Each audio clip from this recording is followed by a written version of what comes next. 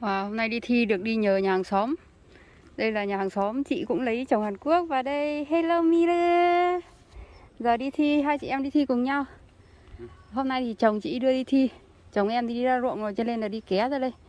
Bây giờ vẫn còn chưa được ăn sáng, kiếm chỗ nào đi ăn bánh mì mới được. Nắng lắm không? Giờ 30-31 độ C, rất là nắng nóng. Đi thi cũng phải đèo bòng thêm một anh cu ở này nữa, xong vừa đi vừa thi vừa phải trông con nữa. Lườm cái gì hả con? Và đây là nơi hôm nay em sẽ thi các bạn ạ. Trước khi thi thì trời mưa mát rượi luôn. Ở đây là khuôn viên ở trong một cái trường đại học ở gần nơi em sống. Ngày hôm nay thì đi thi khá là gần. Wow, mưa mát quá. Và trong trường học thì cũng có cửa hàng tiện lợi như thế này. Và đây là nhà ăn sinh viên đấy các bạn. Sinh viên đang ngồi ăn cơm, rất là đông. Kia là nối vào nhà ăn. Hôm nay thì chắc là đi thi ở tầng 5. Và đây toàn là mấy chị em Việt Nam đây. Hôm nay đi thi thì gặp nhau, bắt đầu ngồi trò chuyện. Xong bắt đầu giờ sang phòng thi các bạn ạ. Các chị em đa số toàn là người lấy chồng Hàn Quốc và cũng đi thi để lấy quốc tịch Hàn. Mưa chạy như chuột. Rồi. Đây, người nhà thì đợi ở bên kia. Đấy, người nhà ở bên kia. Giờ chạy thi hoa vai đi. Trước khi vào thi thì phải mang giấy dự thi này, rồi chứng minh thư người nước ngoài ra để kiểm tra. Hôm nay thi là phải thi từ 1 giờ cho đến 5 giờ chiều mới hết. Cả nhà ơi, vậy là ngày hôm nay đã thi xong rồi đây. Và bây giờ ra ngoài đợi thêm mấy chị thi xong thì cùng về. Đằng sau đây thì cũng có một chị vừa mới thi xong và bây giờ đang ngồi ở trông con. Ngày hôm nay thì thi phần thi trắc nghiệm thì em thấy là nó cũng gọi là bình thường. Có mấy câu không biết thì cứ khoanh bừa.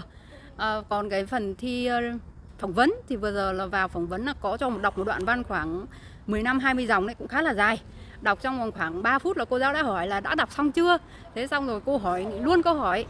Hỏi câu hỏi thì đa số là có trong đoạn văn, nhưng mà mình đọc từ đầu đoạn văn đến cuối đoạn văn mà nó vào cái phần tội phạm internet mà giống như là có cái tội mà các bạn xem những cái trên trang mạng internet mà các bạn ghi bình luận đó, các bạn nói những cái lời không hay, xỉ vả người khác, hay là nói chung là tấn công cái tinh thần của họ, sẽ dẫn đến những cái tội phạm như thế nào và sẽ bị phạt, những cái hình phạt như thế nào. Và cái tính gọi là bản quyền, cái luật bản quyền tác phẩm của những cái sản phẩm ở trên internet ấy thì là cái tội như thế nào, và nếu mà bị cái tội như thế thì các bạn có thể bị phạt ra làm sao. Thì tất cả những cái câu hỏi đó đa số là có 2 câu hỏi là trong đoạn văn, còn lại 1 câu hỏi là liên hệ thực tế. Sau đó là cô giáo sẽ hỏi thêm một câu ngoài lề, đó là về bên nghĩa vụ.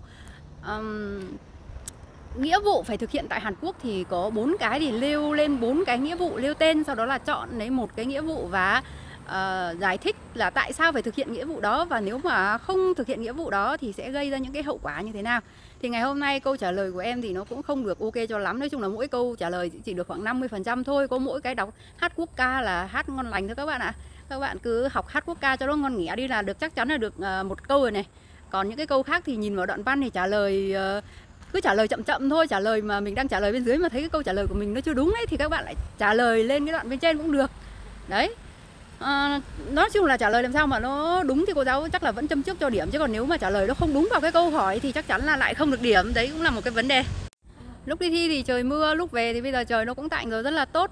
Ngày hôm nay thì thi phần viết là vào câu ẩm thực, món ăn. Bạn thích món ăn nào và món ăn đó thì có những cái nguyên liệu là nguyên liệu nào, lý do bạn thích món ăn ấy là gì, và bạn nói lên cách chế biến đặc biệt của món ăn đó. Thì viết trong vòng 200 trang, thì từ cái lúc phát giấy là cắm đầu vào viết và cũng không có sửa cái gì đâu các bạn ạ. Cứ viết cho nhanh, không thì cũng hết thời gian, chẳng có thời gian để viết. Rồi cái phần thi trắc nghiệm ấy thì mọi người làm đến đâu thì nhớ là khoanh đến đó. Thì có những cái câu ví dụ như là nó cũng hỏi liên quan đến một số những cái như là vai trò của chính phủ này, rồi câu đấy làm sai rồi giờ mới nghĩ lại thì thấy sai. Rồi hỏi về vùng miền nào mang văn hóa của Paekche, và có một số những cái lễ hội, nói chung là cái gì đó, nói chung rất là nhiều những câu hỏi. Em có ghi lại rồi, đợi tí em đọc cho mọi người nhé. Và đây bây giờ sẽ đọc cho mọi người cái phần trắc nghiệm mà em đã ghi lại. Thứ nhất là kiến thức về phần Hekha Trụng, gia đình nhỏ này. Cái loại nhập tịch mà người bình thường ở Hàn trên 33 năm này, rồi người lấy chồng hay là lấy vợ người Hàn ấy là F6 đấy, thì loại nhập tịch đấy là tên là gì? Cái loại đấy thì em cũng quên, em chả biết trả lời đúng hay sai nữa. Xong rồi có cái mà khi mà các bạn sống cùng nhau mà không phải là kết hôn, không có đăng ký giấy kết hôn ấy, thì không được luật pháp cho phép, thì cái cách sống đấy thì gọi là gì? Không được luật pháp công nhận trên pháp luật ấy, thì cái cách sống ấy gọi là tên là gì này? Rồi vai trò của chính phủ này, rồi thời Joseon Mun Hoa, văn hóa của thời Joseon nó có cái gì tên dài lắm, tóm lại em cũng không biết câu đấy. Rồi liên quan đến đảo Jeju này.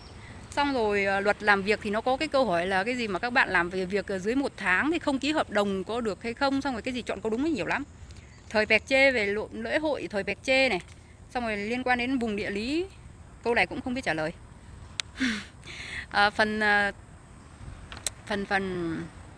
để nhớ lại xem, phần từ vựng thì có câu đó là bây giờ đang ô nhiễm nhiều thì cái phần chính sách ấy cần làm cái gì đấy. Tóm lại nó có cái câu đấy chả biết là em trả lời đúng hay không.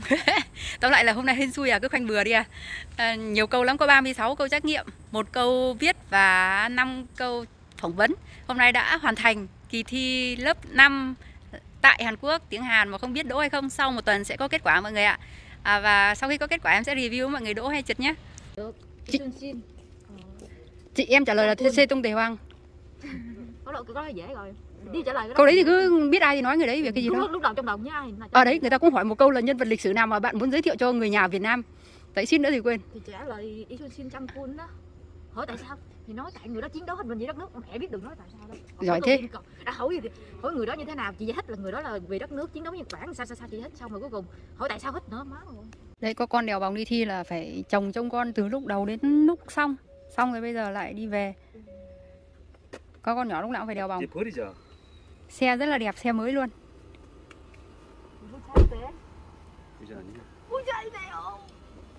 Hy vọng lần này thi đỗ chị ơi, không biết là hy vọng được bao nhiêu % đây. Em cứ hoang mang lắm. Thôi bây giờ đi ăn phở, thi xong rồi đi ăn phở cả nhà. Và phở Việt Nam ở Hàn Quốc thì một bát như thế này là 9.000 won, tương đương với 180.000 Việt Nam đồng một bát như thế này mọi người ơi. Đây là phở bò. Cả nhà ơi, vậy là sau khi thi xong thì em đã đi ăn phở này rồi uống trà sữa, sau đó đi mua sắm, rất là vui cả nhà. Vì sau khi thi xong thì cảm thấy rất là thoải mái và tự thưởng cho mình sau những cái ngày mà lười biếng. Cũng không biết là đỗ hay không, và đến khi có kết quả em sẽ công bố với mọi người nhé. Sau khi thi lớp 5 thì 1 tuần là có kết quả các bạn ạ. Và bây giờ mình sẽ vào kiểm tra kết quả vào Sae Thung Hap Chong Po Mang và phần My Page ở trên góc trên cùng này. Sau đó là nó có điểm ở dưới đây. Wow, 65 điểm đỗ rồi cả nhà ơi. Đây là số điểm mà em thi được, 65 điểm. Để xem kiểm tra chom su pyo, xem kiểm tra điểm chi tiết.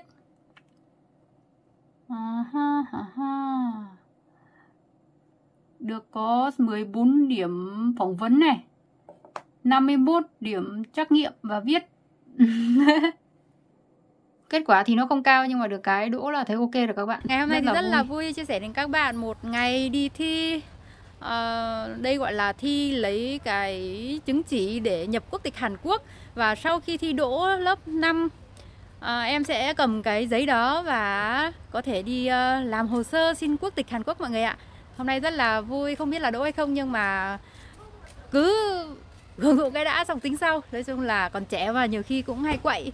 Và xin chào và hẹn gặp lại các bạn trong những video tiếp theo. Nhớ đăng ký kênh và like video giúp em nhé.